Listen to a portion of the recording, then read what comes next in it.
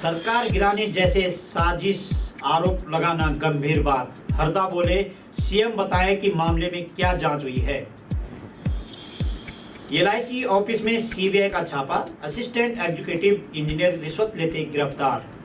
अब पहाड़ों पर भी सितंबर का महीना नहीं है सुरक्षित।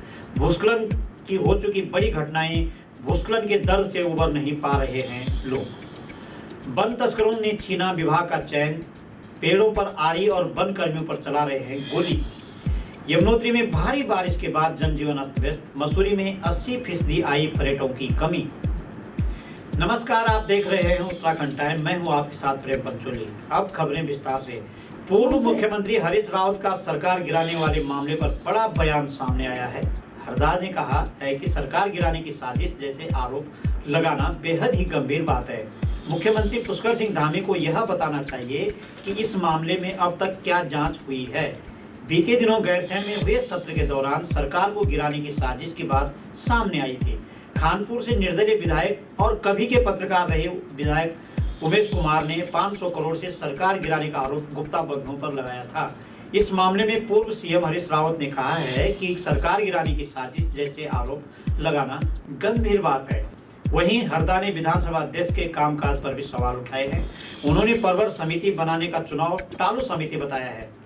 इसके साथ ही उन्होंने कहा है कि राज्य में पीडब्ल्यूडी और सिंचाई विभाग बिल्कुल खत्म है, सिर्फ विभाग के मंत्री की पगड़ी दिखाई देती है।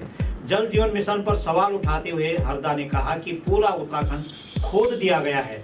जल जीवन मिशन के तहत पानी तो आया ही नहीं, लेकिन रास्ते खोद दिए गए हैं। इसी के साथ केदारनाथ बचाओ यात्रा का दूसरा चरण कल से शुरू हो रहा है। केदारनाथ बचाओ यात्रा में हरदा शामिल नहीं होंगे। स्वास्थ्य कारणों के चलते हुए यात्रा में शामिल नहीं होंगे। हरीश रावत ने गणेश जोशी के ऊपर भी सवाल उठाए हैं।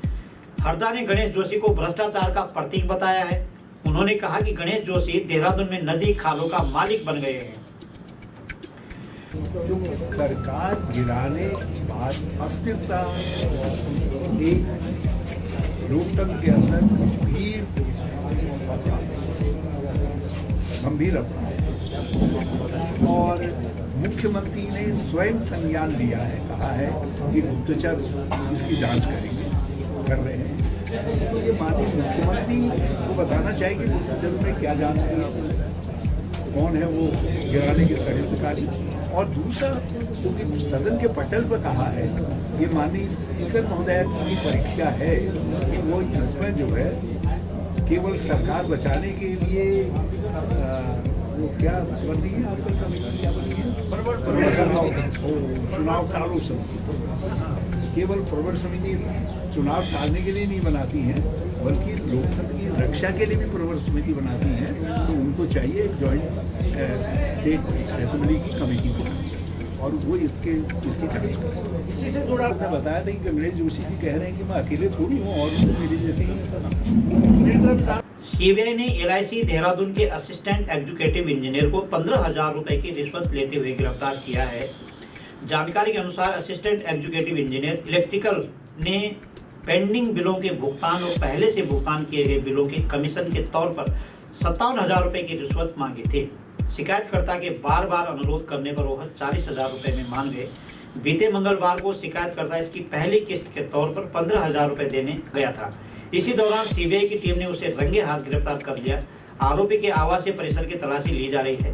गिरफ्तार आरोपी को सीबीआई मामले के विशेष न्यायाधीश की अदालत में आज पेश किया जाएगा।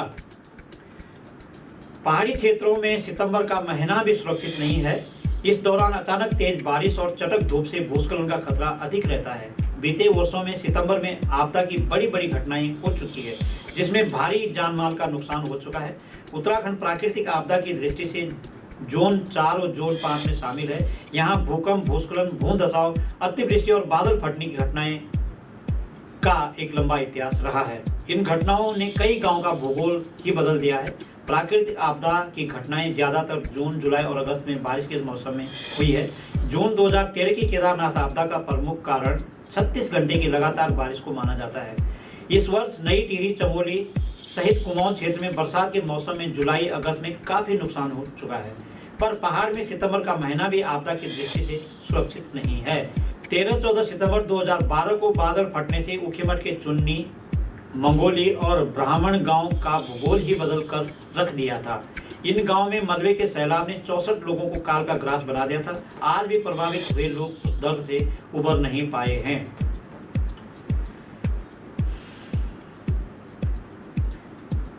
उधम सिंह नगर जिले के 6 तस्करों ने वन विभाग का चैन छीन लिया है। इन 6 तस्करों पर ही वन अधिनियम, वाइल्ड लाइफ प्रोटेक्शन एक्ट से लेकर आईपीसी में 239 मुकदमे दर्ज हैं। मुख्य वन संरक्षक कुमाऊं ने इन तस्करों पर दर्ज केस, वाहन से लेकर उनसे जुड़ी डिटेल को प्रमुख वन संरक्षक को भेजा है। पत्र में इन अपराधियों पर उत्तर प्रदेश गिरोह बंद और समाज विरोधी क्रियाकलाप निवारण अधिनियम व अन्य धाराओं में इन वन अपराधियों के खिलाफ कार्रवाई के लिए पुलिस को प्रकरण प्रेषित करने का अनुरोध किया गया है। यह पत्र शासन में भी पहुंचा है। इसी के साथ पत्र में कहा गया है कि तस्कर इतने बेखौफ हैं कि जब वन विभाग की टीम इनको रोकने का प्रयास करती है तो वहीं टीम पर गोलाबारी करने लगते हैं। उत्तराखंड में मंगलवार को दोपहर बाद मौसम का मिजाज बदला और तेज बारिश शुरू हो गई। यमुनोत्री में 2 घंटे की भारी बारिश के बाद जनजीवन अस्त व्यस्त नजर आया। वहीं बारिश का असर मसूरी के पर्यटन पर दिखाई दिया। रुड़की में भी बारिश से जल भराव की स्थिति हो गई। यमुनोत्री धाम सहित आसपास खरसाली गांव, जानकी चट्टी, नारायण चट्टी, फुल चट्टी, जानकी चट्टी क्षेत्र मूसलाधार बारिश हुई है। तो वहीं निचले इलाके बड़कोट तहसील क्षेत्र में भी तेज बारिश हुई। यमुनोत्री धाम से राहुल उनियाल, सुरेश नौटियाल ने बताया कि यमुनोत्री क्षेत्र में 2 घंटे से हो रही मूसलाधार बारिश ने जनजीवन अस्त व्यस्त कर दिया है। धाम में बारिश से बचाव के पर्याप्त व्यवस्था न होने से श्रद्धालुओं को बारिश में भीगना पड़ रहा है। पहाड़ों की रानी मसूरी में बारिश का सिलसिला जारी है। पर्यटन व्यवसाय से जुड़े लोगों का व्यवसाय ठप हो गया है। जुलाई से लगातार बारिश के चलते मसूरी में 80% पर्यटकों की कमी आई है। आज की खबरों में बस इतना ही। आप देखते रहें उत्तराखंड टाइम। धन्यवाद।